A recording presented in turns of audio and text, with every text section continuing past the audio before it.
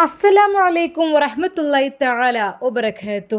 വളരെയധികം സങ്കടത്തോടു കൂടി ബുഷി അതാ അവളുടെ വീട്ടിൽ തള്ളി നീക്കുന്നു. അമ്മായി ഓരോന്ന് ചോദിക്കുന്നുണ്ട്. പക്ഷേ തൻ്റെ ഭർത്താവിനെ കുറിച്ച് വേണ്ടാത്തതൊന്നും അല്ലെങ്കിൽ അദ്ദേഹത്തിൻ്റെ കഴിവുകേടൊന്നും അവൾ പറഞ്ഞില്ല, ഒന്നും പറഞ്ഞില്ല. അവൾക്ക് അപ്പോഴും അദ്ദേഹത്തോട് സ്നേഹമായിരുന്നു. പാവമാണ് അൻഷിഫ്. അത് ചിലപ്പോൾ ദേഷ്യമായിരിക്കും, ചിലപ്പോൾ സ്നേഹമായിരിക്കും. അതുണ്ടാകുമ്പോൾ രണ്ടും അല്പം കൂടുതലായിരിക്കും എന്ന് മാത്രം.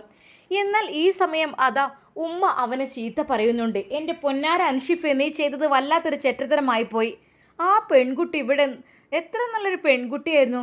നീ ഒന്ന് ദേഷ്യം പിടിച്ചപ്പോഴേക്കും ഇങ്ങോട്ട് എത്തിയോ? ഉമ്മ അങ്ങനെയൊന്നല്ല, അവൾ അവളുടെ ഫാമിലിയുടെ കൂടെ നിന്നോട്ട് വിചാരിച്ചിട്ട്. അങ്ങനെയല്ലല്ലേ വേണ്ടത്, നീ കൂടെ അവളുടെ കൂടെ നിൽക്കണ്ടേ? എന്തൊരു പൊട്ടത്തര നീ ചെയ്യുന്നത്. നിന്റെ കൂടെ അവൾ ജീവിക്കാൻ ഇറങ്ങി തിരിച്ചല്ലോ. നിന്റെ കാര്യങ്ങളെല്ലാം അവൾ അറിഞ്ഞും ചെയ്തു. എന്നിട്ടും നീ അവൾ ഉപേക്ഷിച്ച് പോകുന്നത് വല്ലാത്തൊരു മണ്ടത്തരമായി പോയി. ആരാ നിന്റെ പിന്നിൽ? ഉമ്മ, ഞാൻ പോയിക്കോളാം, നിങ്ങൾ ഇനി കൂടുതൽ വർത്താനം പറയണ്ട. ആ, നീ എന്താ വെച്ചാൽ ചെയ്തോ, എനിക്കൊരു കുഴപ്പമില്ല. നല്ലൊരു ജീവിതം ആയിക്കോട്ടെ, നല്ലൊരു പെൺകുട്ടിയെ കിട്ടിയില്ല എന്നൊക്കെ വിചാരിച്ചപ്പോൾ ഓന് ദേഷ്യം പിടിച്ച് നടക്കുകയാണ്. അങ്ങനെ ഒരാളെ കിട്ടിയത് ഭാഗ്യം എന്ന് കൂട്ടിയാൽ പോരെ? അതെ, കൈ വിട്ടുപോയാൽ പിന്നെ ആരൊരു പെണ്ണ് നിൻ്റെ കൂടെ നിൽക്കില്ല. എല്ലാവർക്കും ഓരോ ആഗ്രഹങ്ങളോ സ്വപ്നങ്ങളോ ആയിട്ടാണ് ജീവിതത്തിലേക്ക് കടന്നു വരുന്നത്. ഒരിക്കലും നീ ചെയ്തത് ശരിയായില്ല. കാര്യം ഏതൊരു പെണ്ണിനെ അറിയാം കുറച്ചൊക്കെ അവരുടെ ജീവിതം എങ്ങനെയായി തീരുന്നൊക്കെ. പക്ഷേ നിൻ്റെ കൂടെ അവൾ ഇത്രയും ദിവസം നിന്നെങ്കിലേ, ക്ഷമയോടെ കൂടി നിന്നെങ്കിൽ ആ കുട്ടിയുടെ ക്ഷമ കൊണ്ടല്ലേ അത്. അങ്ങനത്തോരെ എവിടുന്ന് കിട്ടണേ? ഓനിപ്പോൾ അവളെ അവിടെ ഉപേക്ഷിച്ച് പോന്നൊക്കെയാണ്. ഉപേക്ഷിച്ചില്ലല്ലോ. ആര് പറഞ്ഞു ഉപേക്ഷിച്ചത്? ഞാൻ വെറുതെ പോന്നതാണ്. എന്തായാലും വേണ്ടിയില്ല. നിനക്ക് നല്ല രീതിയിൽ നിന്നാൽ നിനക്ക് നന്ന്. അല്ലെങ്കിലേ പെണ്ണും പെടക്കുകയോ ഇല്ലാതെ അങ്ങനെ ജീവിക്കുക. ഉമ്മയോട് ഞാൻ പറഞ്ഞിരുന്നു എനിക്ക് പെണ്ണും പെടക്കുകയും വേണ്ട, ഉമ്മാൻ്റെ നിർബന്ധത്തിന്. പിന്നെന്നാ ഞാൻ നിന്നെ ഇങ്ങനെ നോക്കാനോ? എന്നെ കിട്ടൂല അതിനൊന്നും. ഒരു പെണ്ണുണ്ടായതിനെ നീ വെറുതെ എനിക്കൊന്നും എന്നോട് പറയാനും ഇഷ്ടമല്ല. പെരുന്നാൾക്ക് പോയിട്ട് 2 ദിവസം കഴിഞ്ഞ് വന്നാൽ മതി എന്ന് പറഞ്ഞിട്ട് ഒരു കൂസലില്ലാതെ ഒറ്റയ്ക്ക് കണ്ട് കയറി വന്നിക്കണ്. ശരിക്കും അത് അൻഷിഫിനെ നല്ല രീതിയിൽ ഉമ്മ ചീത്ത പറഞ്ഞു. എന്നാൽ ആ രാത്രിയിൽ അതാ അൻഷിഫ് ആ റൂമിൽ ഒരു നിമിഷം അവൻ വിചാരിച്ചു, അല്ലെങ്കിലും ബുഷിയോട് ഞാൻ എന്തിനാ ദേഷ്യം പിടിച്ചത്? ഷാമിലിനെ കണ്ടെന്ന് കരുതിയിട്ട് മറ്റവൻ എന്തൊക്കെ പറഞ്ഞു തന്നില്ലേ ഷാമിൽ? എനിക്ക് അറിയുന്നില്ല എന്താ ഞാൻ ചെയ്യുക, എനിക്കറിയില്ല. എന്തായാലും ബുഷിയെ വിളിച്ച് മാപ്പ് പറയാം. അപ്പോൾ തന്നെ അതാ അവൻ വിളിക്കുന്ന ബുഷിയുടെ ഫോണിലേക്ക്. അതെ, അവൾ ഇക്കയുടെ കോള് കണ്ടപ്പോൾ എടുത്തു. Hello bushy. എന്തിക്ക? സോറി മുത്തേ. സോറിയോ? എന്തിന്? അല്ല, ഞാൻ ദേഷ്യപ്പെട്ട് ഇവിടെ നിന്ന് ഇറങ്ങിപ്പോകുന്നത്. ഇക്ക, അതൊക്കെ ഞാനങ്ങ് മറന്നു. എന്നോട് ക്ഷമിക്കണം. എൻ്റെ സ്വഭാവം അങ്ങനെയാടി. ചിലപ്പോൾ ദേഷ്യം തോന്നിക്കഴിഞ്ഞാൽ എനിക്ക് അങ്ങനെയാണ്. പിന്നെ സ്നേഹം വാരിക്കോരിയാൻ നൽകും, ദേഷ്യം പിടിച്ചാൽ കിട്ടൂല. അതെൻ്റെ ഒരു സ്വഭാവമാണ് ആദ്യമേ. ഇക്ക, അതൊന്നും സാരമില്ല. എന്നോടല്ലേ? സാരമില്ല കേട്ടോ ബുഷി. നാളെ രാവിലെ ഞാൻ വരാം. നീ മാറ്റിയിരുന്നു അതോ ഇപ്പോൾ വരണോ? ഇപ്പോൾ വരട്ടെ ഇക്ക. വേണ്ട, ഇനി നാളെ വരാം. ആയിക്കോട്ടെ. ബുഷി, പിന്നെ നമുക്ക് ഹോസ്പിറ്റലിൽ വരെ ഒന്ന് പോകാണ്ട് കേട്ടോ. ഹോസ്പിറ്റലിൽ എന്ന് കേട്ടപ്പോൾ തന്നെ അവൾക്ക് മടുത്തു പോയി. അതെ, ഞാൻ അല്ല, നീ വിചാരിച്ച രീതിയിലല്ല. നമുക്ക് കുഞ്ഞുങ്ങൾ വേണ്ട പെണ്ണേ. കുഞ്ഞുങ്ങൾ? അത് കേട്ടപ്പോൾ ബുഷിയുടെ മനസ്സ് വല്ലാതെ അങ്ങ് സന്തോഷിച്ചു. ഇക്ക, അതെ, അവൾ ഏതൊരു പെണ്ണും ആഗ്രഹിക്കുന്നത് സ്വന്തം രക്തത്തിൽ പിറന്ന ഒരു കുഞ്ഞ്, ഒരു ഉമ്മയാവുക എന്നുള്ള സ്വപ്നം എല്ലാവർക്കും വളരെയധികം സന്തോഷമുള്ള കാര്യമായിരുന്നു. എന്നാൽ അവൾ ഒരു നിമിഷം ഭർത്താവിനോട് ചോദിച്ചു, ഇക്ക എങ്ങനെ?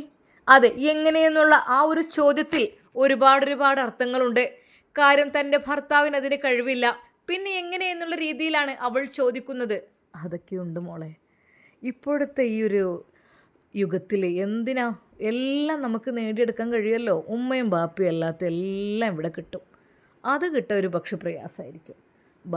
ബാക്കിയെല്ലാം കിട്ടും. കുഞ്ഞിനെയായാലും കൊച്ചിനെയായാലും കാമുകിയായാലും പെണ്ണിനെയായാലും എല്ലാം കിട്ടും. ഇക്ക, എനിക്ക് സത്യമായിട്ടും. എന്താ, നിനക്ക് വിഷമമുണ്ടോ? ഇല്ല, എനിക്കൊരുപാട് സന്തോഷമാണ്. നമ്മുടെ ജീവിതത്തിലേക്ക് ഒരു കുഞ്ഞ് വന്നാലേ നമ്മുടെ ജീവിതം പരിപൂർണമാവുകയുള്ളൂ, അല്ലേ ഇക്ക? അതെ. എന്നാൽ ബുഷി പാവം പെണ്ണ്, അവൾ ഒരു ഭർത്താവിൻ്റെ സുഖവും സന്തോഷവും എന്താണെന്ന് അവൾ അറിഞ്ഞിട്ടില്ല. അറിയാത്തതിന് മുമ്പാണ് അവൾക്കൊരു കുഞ്ഞിനെ പറ്റി തീരുമാനിക്കുന്നത്. എന്നാൽ ബുഷി കാര്യമായിട്ടൊന്നും പറഞ്ഞില്ല. അവൾക്ക് ഉള്ളിൻ്റെ ഉള്ളിൽ വല്ലാത്ത സന്തോഷമായിരുന്നു. അവളിലെ മാതൃത്വം അതിനുവേണ്ടി തുടിച്ചു. അതെ, ഏതൊരു പെണ്ണും ആഗ്രഹിക്കുന്നതാണ് ഒരു കുഞ്ഞിനെ പാലൂട്ടുക എന്നത്. ഒരു കുഞ്ഞിനെ ഗർഭം ചുമക്കുക എന്നത് എല്ലാവരുടെയും ആഗ്രഹമാണ്. ബുഷിക്കും അതേ ആഗ്രഹമുണ്ട്. അവർ രണ്ടുപേരും സംസാരിക്കുന്നതിനിടയിൽ അതാ ഒരു കോൾ വരുന്നു. അൻഷിഫിൻ്റെ ഫോണിലേക്ക് എൻഗേജ്. ഓ, സിനാൻ. ഹലോ ബുഷി, ഒരു മിനിറ്റ് എന്ന് പറഞ്ഞ് അപ്പോഴേക്കും സിനാൻ്റെ ഫോൺ എടുത്ത് ഹലോ പറയടാ. എന്തായി, ഭാര്യയോട് കാര്യങ്ങൾ സംസാരിച്ചോ? ഞങ്ങൾ സംസാരിച്ചുകൊണ്ടിരിക്കുകയായിരുന്നു. ഓ അങ്ങനെ, സ്വർഗത്തിലെ കട്ടുറുമ്പായി അല്ലേ ഞാൻ? എന്നാ നിങ്ങൾ വിളിക്ക്. അല്ലല്ല, പറയോ, എന്തായി, കാര്യങ്ങൾ പറഞ്ഞോ? അവൾക്ക് ഉമ്മയാകാനുള്ള ആഗ്രഹമുണ്ടോ? ഓ, അവളത് കേട്ടപ്പോൾ ഒത്തിരി സന്തോഷിക്കുകയാണ്. എടാ, അതിനൊക്കെ എത്ര വഴികളുണ്ട്. നീ ഒന്നുകൊണ്ട് വിചാരിക്കണം, നിൻ്റെയും അവളുടെയും ഒരു കുഞ്ഞ് വൈകാതെ തന്നെ അവളുടെ ഗർഭപാത്രത്തിൽ നിക്ഷേപിക്കാം. എന്താ? അതാവുമ്പോഴേ അവൾ നിന്നെ വിട്ടു പോകില്ല. ഒരിക്കൽ പോലും മറ്റവന് വിട്ടുകൊടുക്കരുത് കേട്ടോ. ആ ഷാമിലെന്ന് പറഞ്ഞ ആ ഒരു പരമദ്രോഹിക്ക് ഒരിക്കലും നീ വിട്ടുകൊടുക്കരുത്. മനസ്സിലായല്ലോ? അതെ, ഞാനവനെ പെരുമാറാൻ നോക്കിയിട്ട് എൻ്റെ കയ്യെ ഒടിഞ്ഞു പോയത്. ഞാൻ ഒരു കൈ അങ്ങ് അവനെ നേരെ നീട്ടിയപ്പോഴേ അവനൊരു തടുത്തിട്ട് എൻ്റെ കൈ വേദനയായി. സത്യമായിട്ടും എനിക്ക് എൻ്റെ കൈകൾക്ക് ബലം നഷ്ടപ്പെട്ട പോലെ. എന്താ അവൻ്റെ ഉഷർ. ഒരിക്കലും അവന് വിട്ടുകൊടുക്കരുത്. ഒരു പക്ഷേ അവൾ നിന്നിലൂടെ ഗർഭിണി ആകാതിരുന്നാൽ എങ്ങനെയെങ്കിലും അവളും അവനും ഒന്നായിത്തീരും. അതിന് സമ്മതിക്കരുത്. അതിന് വേണ്ടിയിട്ടാണ് ഞാൻ ഇത്രയും റിസ്ക് എടുക്കുന്നത്. അല്ലാതെ നിങ്ങൾക്ക് കുഞ്ഞ് ജനിച്ചാലും ഇല്ലെങ്കിൽ എനിക്കെന്താ, നോ പ്രോബ്ലം. പക്ഷെ അവന് കൊടുക്കരുത്. അവന് ദ്രോഹിയാണ്. അവൻ അവളെ വെള്ളമറക്കി നടക്കുകയാണ്. ഒരിക്കലും അവന് കൊടുക്കാൻ പാടില്ല. സിനാൻ്റെ ആ ഒരു വാക്കുകൾ കേട്ടപ്പോൾ അൻഷിഫിൻ്റെ രക്തം തിളച്ചു. പറയടാ, ഞാൻ എന്താണ് ചെയ്യേണ്ടത് പറ. അതെ, ബുഷിയെ നാളെ തന്നെ ഹോസ്പിറ്റലിലേക്ക് കൊണ്ടുവരണം. അഡ്മിറ്റ് ചെയ്യണം ആദ്യം. അഡ്മിറ്റൊക്കെ നിനക്കെന്താ അറിയാത്ത പോലെ? അത് കുത്തിവെക്കുക എന്നുള്ള ഒരു പരിപാടിയാണ് നടക്കുന്നത്. നീയും വേണം. നീ കുറച്ച് സമയം, അത് കഴിഞ്ഞ് ഞാൻ തനിച്ച്. ഓക്കെ, ബാക്കി എല്ലാം ഓക്കെ ആയിരിക്കും. നോക്കിക്കോ, 1 മാസം, ഒരു പക്ഷേ ഒരു പ്രാവശ്യം കൊണ്ടാണെന്നില്ല, ചിലപ്പോൾ 2 or 3 പ്രാവശ്യം വേണ്ടി വരും, ചിലപ്പോൾ 4 or 5 വേണ്ടി വരും. നമ്മൾ കണ്ടിന്യൂ ചെയ്യുക. നമ്മൾ പരിശ്രമിച്ചാൽ വിജയം കാണും, ഉറപ്പാണ്. ശരിക്കും അത് അൻഷിഫിൻ്റെ മനസ്സിൽ സന്തോഷം വിരിഞ്ഞു. അതെ, തൻ്റെ രക്തത്തിൽ പിറന്ന ഒരു കുഞ്ഞെനിക്ക് ഉണ്ടാവാൻ വേണ്ടി പോകുന്നു. പക്ഷേ ചില പ്രശ്നങ്ങൾ അവനെ അലട്ടിക്കൊണ്ടിരുന്നു. എന്നാൽ ഈ സമയം അതാ രാത്രിയിൽ നമ്മുടെ ബുഷി ഓരോന്ന് ആലോചിക്കുകയായിരുന്നു. ഏതൊരു പെണ്ണിന് വിവാഹം കഴിഞ്ഞാൽ ഒരേ ഒരു ആഗ്രഹം ഉണ്ടാവും, തങ്ങൾക്കൊരു കുഞ്ഞ് എന്നുള്ളത്. എനിക്കൊരു കുഞ്ഞ്, ആ ഒരു കുഞ്ഞ്. അതെ, ആ കുഞ്ഞിനെ കുറിച്ച് ആലോചിച്ചപ്പോൾ അവൾക്ക് വല്ലാത്തൊരു സന്തോഷം തോന്നി. ആണായാലും പെണ്ണായാലും ആ കുഞ്ഞിനെ ഗർഭം ചുമക്കുമ്പോഴുള്ള ആ ഒരു അവസ്ഥ, പ്രസവിക്കുമ്പോഴുള്ള ആ ഒരു വേദന, പാല് കൊടുക്കുമ്പോഴുള്ള ആ ഒരു നിർവൃതി, അതെല്ലാം അവളുടെ മനസ്സിലേക്ക് മാറി മറിഞ്ഞു. അവളുടെ വയറിൽ പതുക്കെ കൈവച്ചുകൊണ്ട് പടച്ച റബ്ബിനോട് പറഞ്ഞു, പഠിച്ചോനെ, എനിക്കൊരു കുഞ്ഞിനെ തരുമോ? എനിക്കൊരു കുഞ്ഞിനെ, എനിക്ക് അത്രയ്ക്കും ആഗ്രഹമുണ്ട്. എന്നാൽ അവളുടെ ഭർത്താവിനെ കുറിച്ച് ഓർത്തപ്പോൾ അവളുടെ മനസ്സിൽ അല്പം വിഷമം കൂടിക്കൂടി വന്നു. കാര്യം മറ്റൊന്നുമല്ല, എൻ്റെ ഭർത്താവിനെ ഒരിക്കൽ പോലും ഞങ്ങൾ തമ്മിൽ ഒരു ബന്ധം ഉണ്ടായിട്ടില്ല. പിന്നെ എങ്ങനെ? ഏതായാലും ഇങ്ങനെയൊക്കെ ഉണ്ടായതും വലിയൊരു എന്തെങ്കിലുമൊക്കെ ആയിരിക്കും. എന്തായാലും എൻ്റെ ഭർത്താവിൻ്റെ തന്നെ അല്ലേ, അതും ഒരു സന്തോഷം, സമാധാനം. അൻഷിഫ് പാവാണ്. അദ്ദേഹം ഒന്നും അറിയാത്ത നിഷ്കളങ്കനാണ്. ശരിയാണ്, ദേഷ്യപ്പെടും ചെയ്യും, ചീത്ത പറയുകയും ചെയ്യും. അതിലേറെ സ്നേഹം വാരിക്കോരി നൽകും. എന്നാൽ ഈ സമയം അതാ അവൾ ഫോണിലേക്ക് നോക്കിയിരിക്കുമ്പോൾ അതാ അൻഷിഫിൻ്റെ കോൾ വരുന്നു. ഹലോ ബുഷി, പെണ്ണേ, കുഞ്ഞിനെ കിട്ടാൻ കൊതിയായോ? സത്യമായിട്ടൊക്കെ എനിക്ക് കൊതിയുണ്ട്. ഇൻഷാ അല്ലാ നമുക്ക് വൈകാതെ ഹോസ്പിറ്റലിലേക്കൊന്ന് പോകണം. എന്നിട്ട് കാര്യങ്ങളൊക്കെ ഒന്ന് സെറ്റാക്കിയിട്ടേ, അത് എനിക്കും നിനക്കൊരു കുഞ്ഞ് ഒരു 10 മാസം ആകുമ്പോഴേക്കും നമ്മുടെ കൈകളിൽ എത്തും. എന്താ? ശരിക്കും ബുഷി സന്തോഷം കൊണ്ട് കരഞ്ഞു പോയി. നീ കരയല്ലേ, വിഷമിക്കല്ലേ. എന്തായാലും നമുക്ക് നല്ലൊരു ജീവിതത്തിലേക്ക് ഇനി കിടക്കാം കേട്ടോ. പഴയതെല്ലാം മറക്കണം. ഞാൻ നിന്നോട് പറഞ്ഞതും ചീത്ത പറഞ്ഞതും എല്ലാം നീ മറക്കണം. ഇല്ലിക്ക, അതൊന്നും സാരമില്ല. എന്നാൽ ഈ സമയം ഡോക്ടർ പറയുന്നു, ബുഷി, എനിക്ക് നിൻ്റെ കൂടെ കിടക്കാൻ വല്ലാത്ത കൊതി തോന്നുന്നു. നീ അവിടെയായിപ്പോയി, അല്ലെങ്കിൽ ഞാൻ നിന്നെ കെട്ടിപ്പിടിച്ച് ചുംബനങ്ങൾ നൽകിയേനെ. ഒരു നിമിഷം അവൾ അവളുടെ ഭർത്താവിൻ്റെ സ്നേഹവും ആഗ്രഹിച്ചു. ഒന്നുമല്ലെങ്കിലും അദ്ദേഹത്തിൻ്റെ ആ ഒരു ആലിംഗനം, ആ ഒരു ചുംബനം, അതിൽ അവൾ പൂർണ്ണ സംതൃപ്തിയായിരുന്നു. കാര്യം മറ്റൊന്നും ആലോചിച്ചിട്ടും ആഗ്രഹിച്ചിട്ടും കാര്യമില്ല.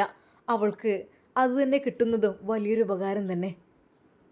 അങ്ങനെ അവരുടെ പ്ലാനിങ്. എന്നാൽ ഈ സമയം സിനാൻ, ബുഷി, ആ അതെ, നിനക്കൊരു ഗർഭമുണ്ടാക്കണം കുത്തിവെച്ച്. പക്ഷേ അതൊരിക്കലും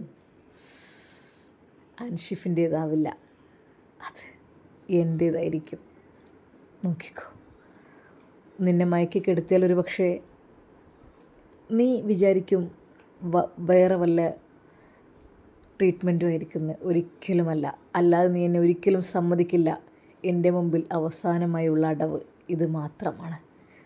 ബുഷി, നീ എൻ്റെ കുഞ്ഞിനെ ഗർഭം ചുമക്കും, നീ എൻ്റെ കുഞ്ഞിനെ പ്രസവിക്കും, നീ അവനെ പാലൂട്ടും, ഞാനത് കണ്ട് ചിരിക്കും, സന്തോഷിക്കും. അങ്ങനെ അങ്ങനെ പതുക്കെ പതുക്കെ നീ എൻ്റേതായി അങ്ങ് മാറും. ശരിക്കും സിനാൻ്റെ ആ ഒരു ക്രൂരമായ സ്വപ്നങ്ങൾ അതൊന്നും ബുഷി അറിയുന്നില്ല, അൻഷിഫും അറിയുന്നില്ല. എന്നാൽ ഷാമിലിന് വല്ലാത്തൊരു പ്രയാസമുണ്ടായിരുന്നു. അന്ന് ആ പെരുന്നാൾ ദിവസം അവിടെ വന്ന് പോയതിനെക്കുറിച്ചും പിന്നെ ബുഷിയുടെ അവസ്ഥയെക്കുറിച്ചുമെല്ലാം ഓർത്തിട്ട് എന്തായാലും എന്തായിരിക്കും ആവോ. എന്നാൽ ഈ സമയം അതാ ഷാമിൽ ഓരോന്ന് ആലോചിക്കുകയാണ്. എന്തൊക്കെയോ ഒരു പിഴവുകൾ ഉള്ളതുപോലെ ഉണ്ട്. ശരിക്കും അൻഷിഫിനെ നല്ല രീതിയിൽ മുതലെടുക്കുന്നുണ്ട് സിനാൻ എന്ന ഡോക്ടർ. ഒരിക്കലും അയാൾ ഒരു ഡോക്ടറിന് ചെയ്യാൻ പറ്റുന്ന സ്വഭാവങ്ങളല്ല ചെയ്യുന്നത്. ശരിക്കും ഞാൻ പലതവണ കണ്ടിട്ടുണ്ട് ബുഷിയെ തൊട്ടുരുമി പോകുന്നതും അറിയാതെ ചാരിപ്പോകുന്നതും അവളെ ശ്രദ്ധിച്ച് സൂക്ഷിച്ച് നോക്കുന്നതും എല്ലാം. അതിലെല്ലാം അയാൾക്ക് ഒരു കാമക്കണ്ണുകളുണ്ട്. ശരിക്കും ഒരു വികാരമുണ്ട്. അവളുടെ എന്തൊക്കെയോ അവൻ ആഗ്രഹിക്കുന്നുണ്ട്. എന്നാൽ അൻഷിഫ് അവന് എന്തെന്നറിയില്ല, ഒരു ആണത്തമില്ലാത്ത പോലെയാണ് ചില സമയത്ത് അവൻ്റെ പ്രവൃത്തി. എന്നാൽ അന്ന് പെരുന്നാൾ ദിവസം തെറ്റിപ്പോയത് ആലോചിക്കുമ്പോൾ അതും ആലോചിച്ചിട്ടൊരു വിഷമമുണ്ട്. അതിപ്പോൾ എന്തായിരിക്കും എന്നുള്ളത്. എന്തായാലും വേണ്ടില്ല, എന്നെ കണ്ടിട്ടാണോ അറിയില്ല. ഇനി എന്തെങ്കിലും മറ്റേ പഹയം പറഞ്ഞു കൊടുത്തോ ഡോക്ടർ സിനാൻ? ഷാമിലിന് എന്തെന്നില്ലാത്ത ഒരു മനസ്സമാധാനം കുറവ്. വീട്ടിൽ നിന്ന് ഭക്ഷണം കൊടുക്കുമ്പോഴും അത് കഴിക്കാൻ കഴിയാത്ത അവസ്ഥ, എന്തെന്നറിയില്ല. എന്നാൽ അതാ പിറ്റേ ദിവസം അജ്മലിനെ അവൻ മെസ്സേജ് അയക്കുന്നു. ഹലോ, അസ്സലാമു അലൈക്കും. അജ്മൽ, ആ ഷാമിൽ, വലൈക്കും അസ്സലാം വറഹ്മത്തുള്ളാ. ഓ, ഇപ്പം അവിടെ പുലർച്ചെയായിരിക്കില്ലേ സമയം? ഞാൻ ഡ്യൂട്ടി കഴിഞ്ഞ് എത്തിയതേ ഉള്ളൂ. അപ്പോൾ പിന്നെ പിന്നെ എന്തൊക്കെയാണ്, വീട്ടിലൊക്കെ പോയില്ലേ? പോയി. റാഹത്തല്ലേ? അൽഹംദുലില്ലാ, റാഹത്ത് തന്നെ എല്ലാം കൊണ്ടും. എന്താ പെങ്ങളെ അളിയനെ കണ്ടില്ലേ? എന്താ അവർ പറഞ്ഞത്? എടാ, അളിയന് കുറച്ച് ദേഷ്യ കൂടുതലുണ്ട് തോന്നില്ലേ? എന്താ അറിയില്ല, പെട്ടെന്ന് അങ്ങ് പോണ് കണ്ടു. എന്താ അറിയില്ല കേട്ടോ, ഇനിയിപ്പോൾ എന്തെങ്കിലും സിറ്റുവേഷൻ ആയിട്ടാണോ അറിയില്ല. അജ്മലിനത് കേട്ടപ്പോൾ വല്ലാത്ത വിഷമായി. എന്താ ഷാമിൽ നീ പറയുന്നത്? അവന് നല്ലവനായിരുന്നല്ലോ. അല്ല, എന്താ അറിയില്ല, ഒരു പക്ഷേ എന്നെ കണ്ടിട്ടാണോ അറിയില്ല. എടാ, ആ പോക്ക് ഞാൻ പോകണ്ടില്ലായിരുന്നു. ആ പോക്ക് പോയതുകൊണ്ടാണ് അവന് ദേഷ്യം പിടിച്ചത്. എന്തിനെ? അതെ, എൻ്റെ സ്ഥാനത്താണ് ഞാൻ നിന്നെ അവിടെ നിർത്തിയിരിക്കുന്നത്. എൻ്റെ ഉമ്മാക്കുള്ള കാര്യങ്ങൾ, അതുപോലെ തന്നെ എൻ്റെ വീട്ടിലേക്ക് എൻ്റെ അത്യാവശ്യം ഉണ്ടെങ്കിലൊക്കെ ഞാൻ നിന്നെയാണ് ഏൽപ്പിച്ചിരിക്കുന്നത്. എൻ്റെ സ്ഥാനമാണ് നിനക്കവിടെ. എൻ്റെ അനിയനെ പോലെയാണ് നീയെ. നീ എന്താ അങ്ങനെ പറയുന്നത്? എൻ്റെ ഉമ്മാക്ക് എത്ര ഹെൽപ്പ് നീ ചെയ്തു കൊടുത്തു. ശരിയാണടാ, പക്ഷേ അല്ലടാ അൻഷിഫ്, എന്താടാ എന്തൊക്കെ പറയാണ്ടല്ലോ? ഒന്നുമില്ല, എന്തൊക്കെയോ ഒരു അല്ല. ബുഷിപ്പോൾ ഡ്യൂട്ടിക്ക് പോകുന്നുണ്ടോ എനിക്കറിയില്ല. എടാ, എനിക്ക് എന്തൊക്കെയോ ഒരു പന്തികേട് തോന്നുന്നുണ്ട്. എന്ത് പന്തികേട്? അല്ല, ഒന്നുമില്ല. എന്താടാ പറ, സത്യം പറ. അജ്മലിനെ ദേഷ്യവും സങ്കടവും ഒരുമിച്ച് വന്നു. പറയടാ ഷാമിൽ, എന്താടാ? എൻ്റെ പെങ്ങളുടെ ജീവിതത്തിൽ എന്തെങ്കിലും പന്തികേട്? പെങ്ങളുടെ ജീവിതത്തിന് കുഴപ്പമൊന്നുമില്ല, പക്ഷേ എന്തൊക്കെയോ ഒരു ദുരൂഹതകൾ എനിക്ക് തോന്നുന്നുണ്ട് അജ്മൽ. എനിക്ക് നീ എന്തായാലും ഒന്ന് ബുഷിയോട് വിളിച്ച് കാര്യങ്ങളൊക്കെ ഒന്ന് ചോദിച്ച് നോക്ക് കേട്ടോ.